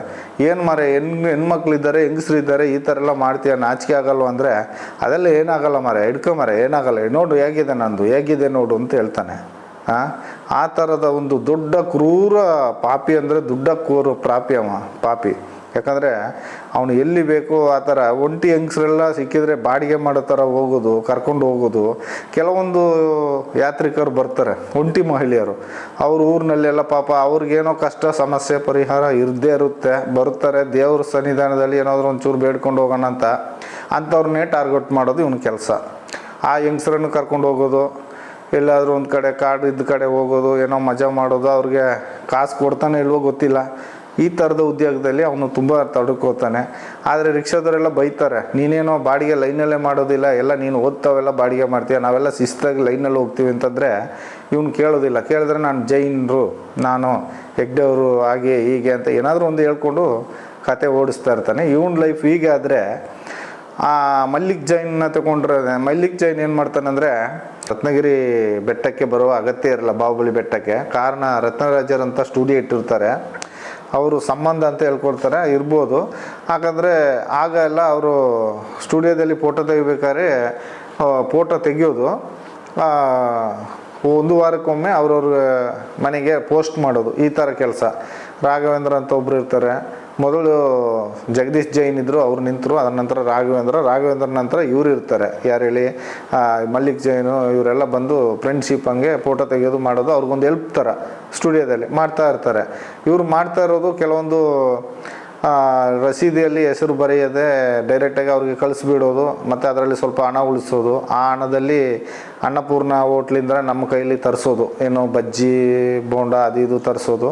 ಅಲ್ಲಿ ಜೈನರ ಗೆಸ್ಟ್ ಹೌಸ್ ಆಗಿದೆ ಬೆಟ್ಟದ ಹಿಂದೆಗಡೆ, ಅದರಲ್ಲಿ ಕೂತ್ಕೊಂಡು ತಿನ್ನೋದು, ನಮಗೂ ಕೊಡ್ತಿದ್ರು, ನಾವೆಲ್ಲ ಒಟ್ಟಿಗೆ ತಿಂತಿದ್ವಿ. ಹೀಗೆ ಮಾಡ್ತಾ ಇರ್ಬೇಕಾದ್ರೆ ಇವೇನು ಮಾಡೋದು, ಹೆಣ್ಮಕ್ಳು ಅಡ್ರೆಸ್ ಎಲ್ಲ ಅದರಲ್ಲಿ ಇರ್ತದೆ ನೋಡಿ. ಒಳ್ಳೊಳ್ಳೆ ಹುಡುಗಿಯರು ಬಂದರೆ ಆ ಫೋನ್ ನಂಬರ್ಗೆ ಫೋನ್ ಮಾಡೋದು, ಚುಡಾಯಿಸೋದು, ಪೋಸ್ಟ್ ಮಾಡಿದ್ದೀವಿ ಹಾಗೆ ಹೀಗೆ ಅಂತೆಲ್ಲ ಮಾಡೋದು, ಹೆಂಗಸ್ರ ಹತ್ರ ಫೋನ್ ನಂಬರ್ ಕಲೆಕ್ಟ್ ಮಾಡೋದು, ಇದೆಲ್ಲ ಮಾಡ್ತಾ ಇದ್ದ. ಅದು ನಮಗೆ ಗೊತ್ತಿದ್ದ ವಿಷಯ. ಅದ್ರ ನಂತರ ಬೆಟ್ಟದಲ್ಲೇ ಒಳ್ಳೆ ಹುಡುಗಿಯರು ಬಂದರೆ ಅವರನ್ನು ಲೈನ್ ಹಾಕೋದು, ಲೈನ್ ಅಂದರೆ ಚುಡಾಯಿಸೋದು, ಚೀಟಿಯಲ್ಲಿ ಇವ್ರ ಫೋನ್ ನಂಬರ್ ಬರೆಯೋದು, ಹುಡುಗಿಯರ ಹತ್ರ ಬಿಸಾಡೋದು, ಹೀಗೆಲ್ಲ ಮಾಡೋದು. ಈ ಕಡೆ ಸ್ಟೆಪ್ನಿಂದ ಕೆಳಗಡೆ ಇಳ್ಕೊಂಡು ಹೋಗೋದು, ಕೆಳಗಡೆಯಿಂದ ಬೇರೆ ಹುಡುಗಿ ಬಂದರೆ ಆ ಹುಡುಗಿಯನ್ನು ಫಾಲೋ ಮಾಡ್ತಾ ಮೇಲೆ ಬರೋದು, ಇದೇ ಕೆಲಸ ದಿನನಿತ್ಯ. ಇವರು ಇನ್ನೊಂದು ಹೇಳ್ಬೇಕಂದ್ರೆ ಸಂತೋಷ್ ರಾವ್ನ ಹಿಡ್ಕೊಟ್ವಿ ಅಂತ ಹೇಳ್ತಾರೆ. ಹಿಡ್ಕೊಡೋಕ್ಕೆ ಇವ್ರಿಗೆ ಅರ್ಹತೆ ಇಲ್ಲ. ಕಾರಣ ಅಂದರೆ ಬಾಹುಬಲಿ ಬೆಟ್ಟದಲ್ಲಿ ಇವರಿಗೆ ಜಾಬೇ ಇಲ್ಲ. ಇವರ ಕೆಲಸ ಕಚೇರಿಯಲ್ಲಿ. ಇತ್ತೀಚೆಗೆ ಅವರ ತಂದೆ ತೀರಿದ್ರು, ತಂದೆ ತೀರಿದ ನಂತರ ತಂದೆ ಕೆಲಸವನ್ನು ಅವರಿಗೆ ಕಚೇರಿಯಲ್ಲಿ ಕೊಟ್ಟರು. ಕಚೇರಿಯಿಂದ ಅವರ ಕೆಲಸ ಆ ಕಡೆ ದೇವಸ್ಥಾನದ ಕಡೆ. ಬಾಹುಬಲಿ ಬೆಟ್ಟಕ್ಕೆ ಅವರು ಕಾಲಿಡುವ ಅಗತ್ಯ ಇರೋದಿಲ್ಲ. ಮಾಹಿತಿ ಕಚೇರಿ ಸಿಬ್ಬಂದಿ ಮಾತ್ರ ಅದನ್ನು ಸುತ್ತುವರಿದು ನೋಡಿ ಬಾಗಿಲು ಹಾಕ್ಕೊಂಡು ಬೀಗ ಹಾಕ್ಕೊಂಡು ಬರೋದು ಮಾಹಿತಿ ಕಚೇರಿ ಅವರ ಕೆಲಸ. ಇವರು ಆ ದಿವಸ ಹಿಡ್ಕೊಡ್ಲಿಕ್ಕೆ ಅಂತ ಉದ್ದೇಶಕ್ಕಂತಲೇ ಅವರು ಅಲ್ಲಿಗೆ ಹೋಗಿದ್ದಾರೆ. ಇವರೇ ಹಿಡ್ಕೊಟ್ಟಿದ್ದಾರೆ, ಸಂತೋಷ್ ರಾವನ್ನು ಇವರೇ ಹಿಡ್ಕೊಟ್ಟದ್ದು. ಕಾರಣ ಕೇಳ್ತಾರೆ, ನನ್ನ ಕರ್ತವ್ಯ, ನಾನು ಬಾಹುಬಲಿ ಬೆಟ್ಟವನ್ನು ಸುತ್ತುವರೆದು ಬಂದು ನಾನು ಚೆಕ್ ಮಾಡಿ ಬೀಗ ಹಾಕಿ ಹೋಗುವಂಥ ಟೈಮ್ನಲ್ಲಿ ಇವನನ್ನು ನೋಡಿದೆ, ನಾನು ಹಿಡಿದುಕೊಟ್ಟೆ ಅಂತ ಹೇಳ್ತಾರೆ. ಆದರೆ ಇವರಿಗೆ ಅಲ್ಲಿ ಬಾಹುಬಲಿ ಬೆಟ್ಟದಲ್ಲಿ ಒಂದು ದಿನವೂ ಆ ಕೆಲಸ ಇಲ್ಲ. ಸ್ಟುಡಿಯೋಕ್ಕೆ ಹೋದರೆ ಫೋಟೋ ತೆಗೆದ್ರೆ ಹೋಗಿದ್ರೆ ಅದರಿಂದ ನಿಂತು ಅವರ ಕೆಲಸ. ಆನಂತರ ಈಗ ಅವರ ತಂದೆ ಕೆಲಸ ಕಚೇರಿಯಲ್ಲಿ ಬಂದ ನಂತರ ಅವರಿಗೆ ಬಾಹುಬಲಿ ಬೆಟ್ಟದಲ್ಲಿ ಅರ್ಹತೆಯೇ ಇಲ್ಲ, ಅಲ್ಲಿಗೆ ಹೋಗುವ ಅರ್ಹತೆಯೇ ಇಲ್ಲ. ಕಾರಣ ಬೆಟ್ಟದಲ್ಲಿ ಡ್ಯೂಟಿ ಮಾಡುವವರು ಬೇರೆ, ಇವರೇ ಬೇರೆ. ಇವರು ಕಾರಣಾಂತರದಿಂದ ಅಲ್ಲಿಗೆ ಹೋಗಿದ್ದಾರೆ. ಅಲ್ಲಿ ಯಾಕೆ ಹೋದ್ರು, ಯಾಕೆ ಹಿಡಿದ್ರು ಗೊತ್ತಿಲ್ಲ. ಆದರೆ ಇವರು ಹೇಳೋದು ಒಂದೇ ಕಾರಣ, ನನ್ನ ಡ್ಯೂಟಿ ಅಂತ ಹೇಳ್ತಾರೆ. ಇವರ ಡ್ಯೂಟಿ ಸತ್ಯ ಅಲ್ಲ, ಇವರ ಡ್ಯೂಟಿಯೇ ಅಲ್ಲ. ಧರ್ಮಸ್ಥಳದ ಬೆಟ್ಟದ ಮೇಲೆ ಇವರಿಗೆ ಅಲ್ಲಿ ಜಾಗನೇ ಇಲ್ಲ. ಆದರೆ ಹಾಗಾದರೆ ಡೈಲಿ ಅಲ್ಲಿ ಬೀಗ ಹಾಕಬೇಕಲ್ಲ ಇವರು ಹೋಗಿ, ಯಾಕೆ ಹಾಕೋದಿಲ್ಲ? ಡೈಲಿ ಬೀಗ ಹಾಕೋದಿಲ್ಲ. ಇನ್ನೊಂದು ಧೀರಜ್ ಕಿಲ್ಲಾ ಅಂತ ಹೇಳ್ತಾರೆ ಅವರು, ಧೀರಜ್ ಕಿಲ್ಲಾ, ಧೀರಜ್ ಜೈನ್ ಅಂತ ಹೇಳ್ತಾರೆ. ಅವರು ವಿಷಯ ಹೇಳ್ಕೊಳ್ಳೋದಾದರೆ, ಅವರು ಬಾಹುಬಲಿ ಬೆಟ್ಟದಲ್ಲಿ ಹೆಚ್ಚು ಬರೋದು ಕಮ್ಮಿ, ಅವರು ಆ ಕಡೆ ಎಲ್ಲ ತಿರುಗಾಟ ಕಮ್ಮಿ. ಹೆಚ್ಚಾಗಿ ಹರ್ಷೇಂದ್ರ ಹೆಗ್ಡೆ ಅಂತಾರಲ್ಲ, ವೀರೇಂದ್ರ ಹೆಗ್ಡೆ ಅವರ ತಮ್ಮನ ಮಗ ನಿಶ್ಚಲ್ ಜೈನ್, ಅವರ ಒಟ್ಟಿಗೆ ಆಟ ಆಡ್ಕೊಂಡು ಓಡಾಡ್ಕೊಂಡು ಅವರೊಟ್ಟಿಗೆ ಇರುವಂಥದ್ದು. ಇವರ ಒಟ್ಟಿಗೆ ಇವರು ಕಲೆಕ್ಷನ್ ಇಟ್ಕೊಂಡದ್ದು ಯಾರು, ಉದಯ್ ಜೈನ್ ಮತ್ತು ಮಲ್ಲಿಕ್ ಜೈನು ಕಲೆಕ್ಷನ್ ಇಟ್ಕೊಂಡದ್ದು. ಇವರು ಅವರೊಟ್ಟಿಗೆ ಓಡಾಡಿಕೊಂಡು ಒಡನಾಟದಲ್ಲಿ ಇದು ಮಾಡ್ಕೊಳ್ತಾರೆ. ಹೊರಗಿನ ಪ್ರಪಂಚಕ್ಕೆ ಅವರು ಕಾಣಿಸ್ಕೊಳ್ಳೋದಿಲ್ಲ, ಒಳಗಿನ ಪ್ರಪಂಚಕ್ಕೆ ಅವರು ಇರ್ತಾರೆ ಇವರೊಟ್ಟಿಗೆ. ಇವ್ರ ನಡವಳಿಕೆ ಈ ಥರ ಹೋಗುತ್ತಾ ಇರುತ್ತೆ. ಈ ಹಿಂದೆ ಅದು ಮೊದಲೇ ಚಿನ್ನಯ್ಯ ಅಂತ ಒಬ್ಬರು ಇದ್ದರು, ಹರ್ಷೇಂದ್ರ ಗೇಟ್ ಕೀಪರು. ಅವರು ಕಾರಣಾಂತರದಿಂದ ಕೆಲಸದಿಂದ ನಿಂತ್ಕೊಂಡ್ರು. ಅವ್ರು ನಿಂತದಕ್ಕೆ ಕೊಡುಗೆಯಾಗಿ 10,000 ಅಮೌಂಟನ್ನು ಹರ್ಷೇಂದ್ರ ಕುಮಾರ್ ಹೆಗ್ಡೆ ಅವರು ತಮ್ಮ ತಗೊಂಡೋಗಿ ಕೊಟ್ಟಿರ್ತಾರೆ. ಯಾಕಂದರೆ ಇಷ್ಟು ವರ್ಷ ನನಗೆ ಗೇಟ್ ಕೀಪರಾಗಿ ನಿಯತ್ತಾಗಿ ಕೆಲಸ ಮಾಡಿರ್ತೀಯ, ನಿರ್ವಹಿರ್ತೀಯ, ಇದು ನನ್ನ ಪ್ರೀತಿಯಿಂದ ಕೊಡುವಂಥ ಕೊಡುಗೆ ಅಂತ ಹೇಳಿ ಒಂದು 10,000 ಕೊಟ್ಟು ಅವರನ್ನು ರಿಟೈನ್ ಮಾಡ್ತಾರೆ. ಅದರ ನಂತರ ಅಲ್ಲಿಗೆ ಬರುವವನೇ ಪರಮೇಶ್ವರ ಅಂತ. ಪರಮೇಶ್ವರ ಬಂದು ಅವ್ನು ಗೇಟ್ ಕೀಪರ್ ಆಗಿರ್ತಾನೆ. ಇವರ ಹೆಗ್ಡೆ ಅವರ ತಮ್ಮನ ಗೇಟ್ ಕೀಪರ್ ಅಂದರೆ ಸಣ್ಣದನಿಗಳಿಗೆ ಒಂದು ಗೇಟ್ ಕೀಪರ್ ಆಗಿ ಇರ್ತಾನೆ. ಯಾಕಂದರೆ ಬಡ ಮಕ್ಕಳು ಹೆಂಗಸರು ಹೊರ ಜಗತ್ತಿನಿಂದ, ಈಗ ಅಂದರೆ ಬ್ಯಾಂಗ್ಳೂರು, ಮೈಸೂರು ಈ ಥರ ಎಲ್ಲ ಬೇರೆ ಕಡೆ ಹುಬ್ಳಿ ಧಾರವಾಡ ಎಲ್ಲ ಬರ್ತಾರೆ. ಕೆಲವರು ಸಮಸ್ಯೆ ಕಷ್ಟಗಳನ್ನ ಹೇಳ್ಕೊಳ್ಳೋಕ್ಕೆ ಒಂಟಿ ಹೆಂಗಸ್ರುಗಳು ಬರ್ತಾರೆ ನೋಡಿ. ಆ ಹೆಂಗಸ್ರನ್ನ ಇವನು ಟಾರ್ಗೆಟ್ ಮಾಡೋದು ಇವನು ಕೆಲಸ. ಹೆಗ್ಡೆಯವರ ತಮ್ಮನಲ್ಲಿ ಅಂದರೆ ಹರ್ಷೇಂದ್ರ ಹೆಗ್ಡೆಯವ್ರ ಹತ್ರ ಕಷ್ಟಗಳನ್ನ ಹೇಳ್ಕೊಳ್ಳುವಾಗ ಇವನು ನೋಟೇದ್ ಮಾಡೋದು, ಹೊರಗೆ ಕರೆದು ಮಾತಾಡೋದು, ಏನು ಅವ್ರಿಗೆ ಗಂಡಂದಿರಿಲ್ಲ ಆ ಥರದ ಪರಿಸ್ಥಿತಿ ಎಲ್ಲ ನೋಡಿಕೊಂಡು ಒಂದು ಹೆಂಗಸನು ನಾನು ಈ ಕಡೆ ಟಾಯ್ಲೆಟ್ ತೊಳಿತಾ ಇದ್ದೆ, ಜೆಂಟ್ಸ್ ಟಾಯ್ಲೆಟು, ಇವ ಲೇಡೀಸ್ ಟಾಯ್ಲೆಟ್ ಒಳಗಡೆಯಿಂದ ಬಂದ. ನಾನು ಹೊರಗಡೆ ಬಂದು ನೋಡು, ನೀನು ಯಾಕೆ ಅಲ್ಲಿ ಹೋದೆ ಅಂತ ಕೇಳುವಾಗ, ಇಲ್ಲ ಮಾರೆ ಬಲ್ಪ್ ಪೀಸ್ ಹೋಯ್ತು, ನಾನು ಬಲ್ಪ್ ಹಾಕ್ಲಿಕ್ಕೆ ಹೋದೆ ಅನ್ನ. ಬಲ್ಪ್ ಹಾಕ್ಲಿಕ್ಕೆ ಎಲೆಕ್ಟ್ರಿಷಿಯನ್ ಇದ್ದಾರೆ, ಇವನು ಯಾಕೆ ಲೇಡೀಸ್ ಟಾಯ್ಲೆಟಲ್ಲಿ ಹೋದ ಅಂತೇಳಿ ನನಗೆ ಡೌಟ್ ಬಂತು. ಅವ ಹೋದ ನಂತರ ಆ ಬಂದ ಹೆಂಗ್ಸನ್ನು ಹಿಡ್ಕೊಂಡೆ, ನಾನು ಬಿಡಲಿಲ್ಲ. ಯಾಕೆ ಅವ ಒಳಗೆ ಬಂದ, ಏನು ವಿಷಯ ಹೇಳಿ ನನ್ನ ಹತ್ರ ಹೇಳಿ, ಏನು ಹೆದರ್ಬೇಡಿ ಹೇಳಿ, ಅಣ್ಣನಾಗೆ ತಮ್ಮನಾಗೆ ತಿಳ್ಕೊಂಡು ಹೇಳಿ ಅಂತ ಹೇಳಿದೆ. ಆಗ ಆ ಹೆಂಗ್ಸ್ ಹೇಳ್ದಂಥ ಮಾತು ನನಗೆ ಭಾರಿ ಸಂಕೋಚಕರವಾದ ವಿಷಯ ಆಯಿತು. ಕಾರಣ ಏನಂದರೆ ಆ ಹೆಂಗ್ಸ್ ಹೇಳ್ತಲಾಗ ಕೈಯಲ್ಲಿ ಮಾಡಿಬಿಟ್ಟು ಹೋದ್ರಣ್ಣ, ಕೈಯಲ್ಲಿ ಮಾಡೋದು ಅಂತ ಹೇಳಿದ್ಲು. ಅವಳ ಭಾಷೆ ನನಗೆ ಅರ್ಥ ಆಗಲಿಲ್ಲ. ಕೈಯಲ್ಲಿ ಮಾಡಿದ್ರು ಅಂತೆ, ಕೈಯಲ್ಲಿ ಮಾಡಿಬಿಟ್ಟು ಹೋಯ್ತಾ ಇದ್ದಾನಂತೆ ಅವನು ಕೈಯಲ್ಲಿ ಮಾಡಿಬಿಟ್ಟು ಹೋಯ್ತಾನಂತಂದರೆ ಅದು ಕೆಟ್ಟ ಅಪಾರ್ಥದ ಮಾತು. ಅದನ್ನು ನ್ಯಾಯಾಲಯ ಮುಂದೆ ನಾನು ಹೇಳ್ಕೊಳ್ಳೋಕೆ ಇಷ್ಟಪಡಲ್ಲ. ನ್ಯಾಯಾಧೀಶರಿಗೆ ಗೊತ್ತಾಗಬೇಕು, ನೀವೇ ತಿಳ್ಕೊತೀರಿ ಸ್ವಾಮಿ, ನೀವೇ ಇದಕ್ಕೆ ಉತ್ತರ ನೀಡಬೇಕು. ಯಾಕಂದರೆ ಆ ಥರ ಅವನು ಗೇಟ್ ಕೀಪರ್ ಆಗಿದ್ದಾನೆ. ಈಗ ಅವನು ಗೇಟ್ ಕೀಪರ್ ಉದ್ಯೋಗದಿಂದ ನಿವೃತ್ತಿ ಮಾಡಿದಾರೋ ಏನೋ, ಅವನಿಗೆ ಇಲ್ಲ ಅಲ್ಲಿಗ ಬೇರೊಬ್ಬರು ಸತೀಶ್ ಅಂತ ಈಗ ಗೇಟ್ ಕೀಪರ್ ಇದ್ದಾರೆ. ಯಾರಿಗೆ? ಹರ್ಷೇಂದ್ರ ಕುಮಾರ್ ಅವ್ರಿಗೆ. ಈಗ ಅವ ಪರಮೇಶ್ ಇಲ್ಲ ಅಲ್ಲಿ ಈ ಜಾಗದಲ್ಲಿ. ಪ್ರಕೃತಿ ಚಿಕಿತ್ಸಾಲಯ ಎದುರಿಗೆ 2 ಕ್ಯಾಮ್ರಾ ಇಟ್ಟಿರ್ತಾರೆ ದ್ವಾರದಲ್ಲಿ, 2 ಫೋಕಸ್ಸು. ಆಪೋಸಿಟಲ್ಲಿ ಬಸ್ ಸ್ಟಾಪ್ ಇರುತ್ತೆ. ಆ ಬಸ್ ಸ್ಟಾಪ್ನಲ್ಲಿ 2 ಸೈಡು ಕ್ಯಾಮ್ರಾ ಫಿಕ್ಸ್ ಮಾಡಿರ್ತಾರೆ. ಆ ಕ್ಯಾಮ್ರಾ ಮಣ್ಣ ಸಂಕದವರೆಗೂ ರೆಕಾರ್ಡ್ ಆಗುತ್ತಾ ಇರುತ್ತೆ. ಯಾಕಂದರೆ ನಾವಲ್ಲಿ ಕೆಲಸ ಮಾಡುವಾಗ, ಗೂಡಿಸುವಾಗ, ಬೆಂಕಿ ಕೊಡುವಾಗ, ಸುಣ್ಣ ಹೊಡೆಯೋದಿದ್ರೆ, ಏನೇ ಕೆಲಸ ಮಾಡಿದ್ರು ಅಲ್ಲಿಂದಲೇ ನೇತ್ರಾವತಿ ಸ್ನಾನ ಘಟಕದ ಆಫೀಸಿನಲ್ಲಿ ಟಿ ವಿಯಲ್ಲಿ ನೋಡ್ಬೋದು. ಆ ರೀತಿ ಒಂದು ಇದಿರುತ್ತೆ. ಮತ್ತು ಈ ಕಡೆ ತಗೊಂಡ್ರೆ ಆ ಟರ್ನ್ವರೆಗೂ ರೆಕಾರ್ಡ್ ಆಗುತ್ತಾ ಇರುತ್ತೆ ಆ ಬಸ್ ಸ್ಟ್ಯಾಂಡಲ್ಲಿದ್ದದು. ಆ ಬಸ್ ಸ್ಟ್ಯಾಂಡಲ್ಲಿದ್ದ ಕ್ಯಾಮರಾ 2 ಕ್ಯಾಮರಾವನ್ನು ಈ ಕೇಸಿನಲ್ಲಿ ಇದನ್ನು ಫುಲ್ ಬಸ್ ಸ್ಟ್ಯಾಂಡನ್ನೇ ಕಾಣದೆ ಮಾಯ ಮಾಡಿಬಿಟ್ಟಿದ್ದಾರೆ. ಬಸ್ ಸ್ಟ್ಯಾಂಡೇ ಇಲ್ಲ. ಬಸ್ ಸ್ಟ್ಯಾಂಡು ಅಷ್ಟು ಚಂದದ ಬಸ್ ಸ್ಟ್ಯಾಂಡು ಕ್ಯಾಮ್ರಾ ಸಮೇತ ಇದ್ದದನ್ನು ಆ ಬಸ್ ಸ್ಟ್ಯಾಂಡನ್ನು ತೆಗೆದುಬಿಟ್ಟಿದ್ದಾರೆ. ಈಗ ಬಸ್ ಸ್ಟ್ಯಾಂಡೇ ಇಲ್ಲ ಅಲ್ಲಿ. ಅಷ್ಟು ಸ್ವಚ್ಛತೆ ಇದ್ದ ರೋಡನ್ನು ಹಾಗೆ ಮಾಡಿಬಿಟ್ಟಿದ್ದಾರೆ. ಎಷ್ಟು ಪ್ರಕೃತಿ ಚಿಕಿತ್ಸಾಲಯ ಹಿಂಬದಿ ಗೇಟಲ್ಲಿ ಆ ಕಡೆಯಿಂದ ಬಂದರೆ, ಜೋಡಿಸ್ತಾನ ಮಾರ್ಗದಿಂದ ಆಚೆ ಬದಿಯಿಂದ ಬಂದರೆ ಬ್ಯಾಕ್ ಗೇಟ್ ಹಿಂದೆಗಡೆ ಒಂದು ಗೇಟ್ ಇದೆ. ಅದರಲ್ಲಿ ಕೆಲಸದವರು, ಮಹಿಳೆಯರೆಲ್ಲ ಅದರಲ್ಲಿ ಓಡಾಟ ಇತ್ತು. ಹೆಂಗಸರೆಲ್ಲ ಬಂದರೆ ಆ ಗೇಟ್ನಿಂದ ಬಂದು ಪ್ರಗತಿ ಚಿಕಿತ್ಸಾಲಯಲ್ಲಿ ಕೆಲಸ ಮಾಡ್ತಾಯಿದ್ರು. ಆ ಮಾರ್ಗದಲ್ಲಿ ಮುಖ್ಯವಾದವರು ಅಂದರೆ ಧೀರಜ್ ಕಿಲ್ಲಾ ಇರ್ಬೋದು, ಮಲ್ಲಿಕ್ ಜೈನ್ ಇರ್ಬೋದು, ಉದಯ್ ಜೈನ್ ಇರ್ಬೋದು, ಅವರೆಲ್ಲ ಅಲ್ಲಿ ಆ ಕಡೆ ಮನೆ ಪಕ್ಕ ಇರೋದ್ರಿಂದ ಆ ಕಡೆಯಿಂದ ಬರ್ತಾ ಹೋಗ್ತಾ ಇದ್ದರು. ಆ ಗೇಟನ್ನು ಈ ಕೇಸ್ ಆದ ನಂತರ ಅದನ್ನು ಕ್ಲೋಸ್ ಮಾಡಿಬಿಟ್ರು. ಈ ಕೇಸು ಬಂದ ತಕ್ಷಣವೇ ಆ ಗೇಟನ್ನು ಅಲ್ಲಿ ಕ್ಲೋಸ್ ಮಾಡಿದರು. ಅಲ್ಲಿ ಬೀಗ ಹಾಕಿ ಒಂದು ಜಂಕ್ ಸೀಟನ್ನು ಇಟ್ಟುಬಿಟ್ರು. ಆ ಗೇಟಿನ ಎದುರುಗಡೆ ಒಂದು ಮನೆ ಇದೆ. ಆ ಮನೆಯಲ್ಲಿ ವಾಸ ಇದ್ದರು, ಒಂದು ಕುಟುಂಬ ವಾಸ ಇತ್ತು. ವಾಸ ಇರಬೇಕಾದ್ರೆ ಆ ಕುಟುಂಬದ ಯಜಮಾನ ಅವನು ತೀರ್ಕೊಂಡ. ಅವನನ್ನು ಆ ಮನೆ ಬದಿಯಲ್ಲೇ ನಮ್ಮನ್ನು ಸುಟ್ಟಾಕಿಸಿದರು. ಕಟ್ಟಿಗೆಯನ್ನು ತಗೊಂಡೋಗಿ ಇಟ್ಟು ಅವನನ್ನು ನಾವೇ ಸುಟ್ಟಾಕಿದ್ವಿ. ಧರ್ಮಸ್ಥಳದಿಂದ ಟ್ರ್ಯಾಕ್ಟರ್ನಲ್ಲಿ ಕಟ್ಟಿಗೆ ತಗೊಂಡೋಗಿ ಕಟ್ಟಿಗೆಯನ್ನು ಇಟ್ಟು ನಾವು ಸುಟ್ಟಾಕಿದ್ವಿ. ಕಾರಣ ಆ ಜಾಗ ಧರ್ಮಸ್ಥಳಕ್ಕೆ ಬೇಕು, ಅದಕ್ಕಾಗಿ ಅವನನ್ನು ಅಲ್ಲಿ ಸುಟ್ಟಾಕಿದ್ರು. ಅದರ ನಂತರ ಅದರ ಮುಂಚೆನೇ ಅಲ್ಲಿದ್ದ ಜಾಗವನ್ನು ಅವರಿಗೆ ವಶೀಕರಣ ಮಾಡಿಕೊಂಡಿದ್ದಾರೆ. ಇದು ನನಗೆ ಗೊತ್ತಿದ್ದ ಮಾಹಿತಿ. ಒಂದಿನ ನಾನು ಊರಿಗೆ ಹೋಗಿದ್ದೆ.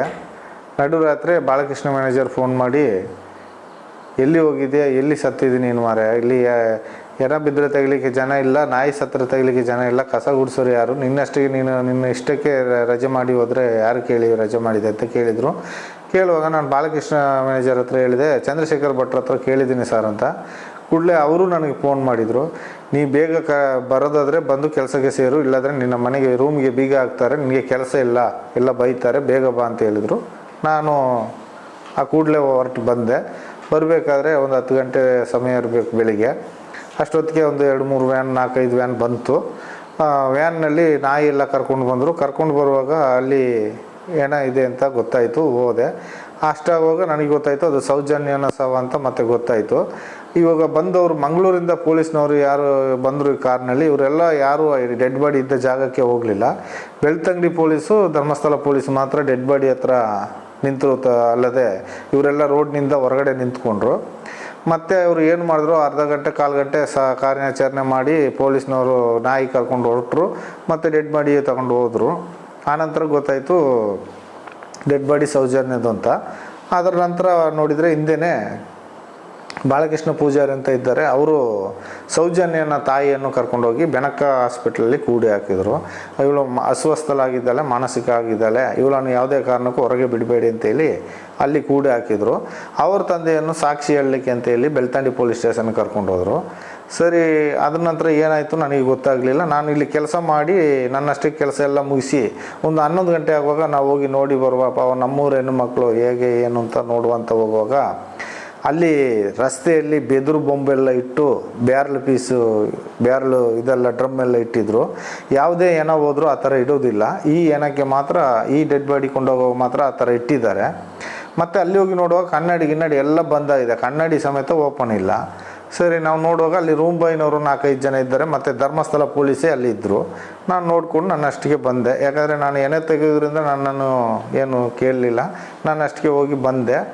ಹಾಗೆ ಸ್ವಲ್ಪ ಸಮಯ ಹೋಗ್ತಾ ಒಂದು ಸ್ವಲ್ಪ ದಿನಗಳು ಹಾಗೆ ದಿನ ಕಳೆದ ಹೋಗ್ತಾ ಇದ್ದಂಗೆ ರವಿ ಪೂಜಾರಿ ಸ್ವಲ್ಪ ಎಣ್ಣೆ ಹಾಕ್ಕೊಳ್ತಾ ಇದ್ದ.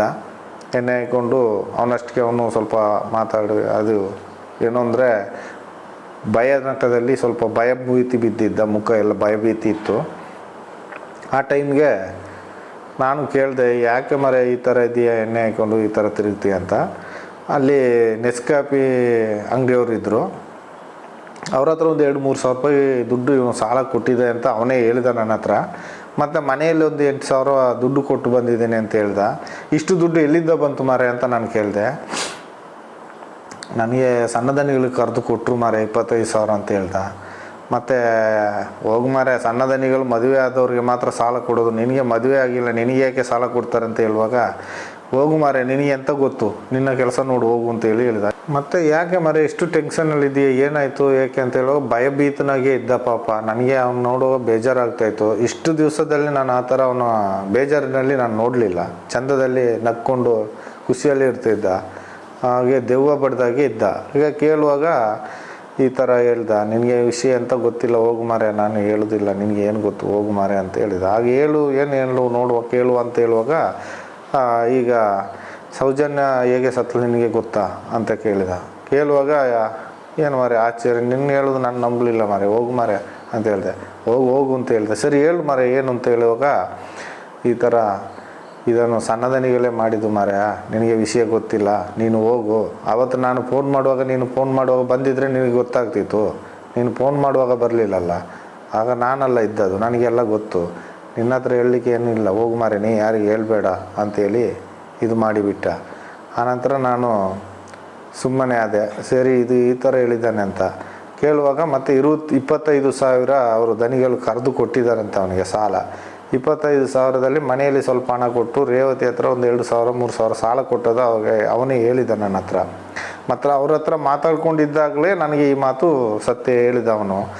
ಹೇಳಿದ ನಂತರ ನನಗೆ ಸ್ವಲ್ಪ ತುಂಬ ಫೀಲಿಂಗ್ ಆಯಿತು, ಭಾರಿ ಬೇಜಾರಾಯಿತು, ಈ ಥರ ಆಯ್ತೆ ಅಂತ. ಅಷ್ಟು ಚಿಂತನೆ ಮಾಡುವಾಗಲೇ ಅವನು ಮರುದಿವಸ ಹ್ಯಾಂಗಿಂಗ್ ಮಾಡಿಕೊಂಡಂತ ಸುದ್ದಿ ಹೇಳ್ತಾರೆ.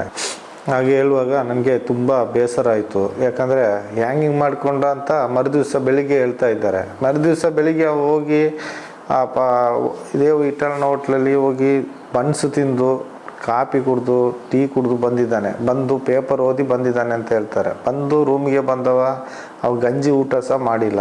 ಆ ತಕ್ಷಣ ಬೆಳಗಿನ ಜಾವ 7-7:30 ಇರ್ಬೋದು. ಅಷ್ಟೊತ್ತಾಗುವಾಗ ಅವನನ್ನು ಹ್ಯಾಂಗಿಂಗ್ ಮಾಡ್ಕೊಂಡು, ಆಗ ನಾವು ಪರಕೆ ತಗೊಂಡು ಹೋಗ್ತಾ ಇದ್ವಿ ಗುಡಿಸ್ಲಿಕ್ಕೆ.